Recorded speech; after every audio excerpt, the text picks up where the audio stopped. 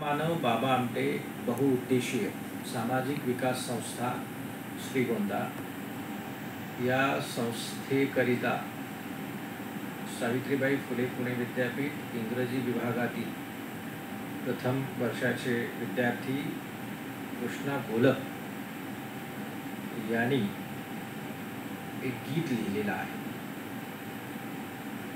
कृष्णा घोलप हे या सेवाभावी संस्थेबरोबर मागील 4 ते 5 वर्षांपासून जोडले गेलेले आहेत। श्रीगोंदा तालुक्यातीलच ते आहेत आणि ही संस्थासुद्धा श्रीगोंदा तालुक्यातील आहे। या संस्थेचं महत्त्वाचं उद्दिष्ट म्हणजे जे वंचित, अलक्षित, दुर्लक्षित किंवा तळागाळातील जे विद्यार्थी आहेत या विद्यार्थ्यांना शिक्षणाप्रत आणणं, त्यांच्यात शिक्षणाची गोडी लावणं आणि बाबा आमटे यांनी जे कार्य भामरागड असेल किंवा एकूण विदर्भातल्या त्या आदिवासी पट्ट्यामध्ये जे कार्य केलं, हेच कार्य साधारणपणे महाराष्ट्राच्या कानाकोपऱ्यात वेगवेगळ्या सेवाभावी संस्थांनी करावं अशा प्रकारचा खरं म्हणजे संदेश बाबा आमटे यांनी दिलेला होता। याच भूमिकेतून आदरणीय झेंडे यांची ही संस्था काम करत आहे आणि या संस्थेशी आमचे विद्यार्थी कृष्णा घोलप जोडले गेलेले आहेत।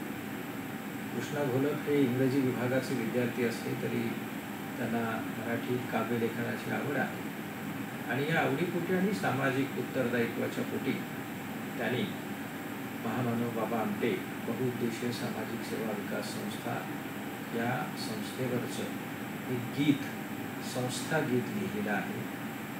हे गीत आजपासून या संस्थेसाठी लोकार्पित होत आहे।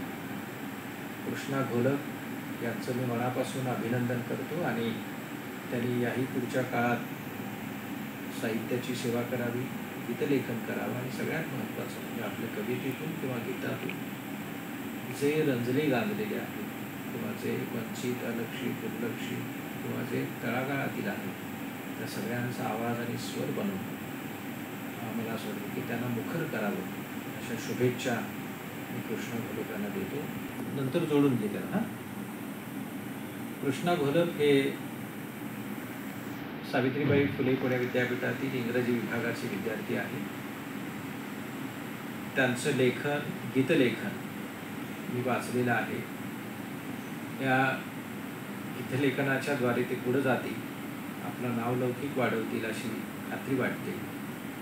याही दृष्टीनं मी सावित्रीबाई फुले पुणे विद्यापीठ भाषा व साहित्य प्रशालेचा संचालक, त्याचबरोबर मराठी विभागाचा प्राध्यापक आणि इंग्रजी विभागाचा विभाग प्रमुख या नात्यानं मी त्यांना शुभेच्छा देतो।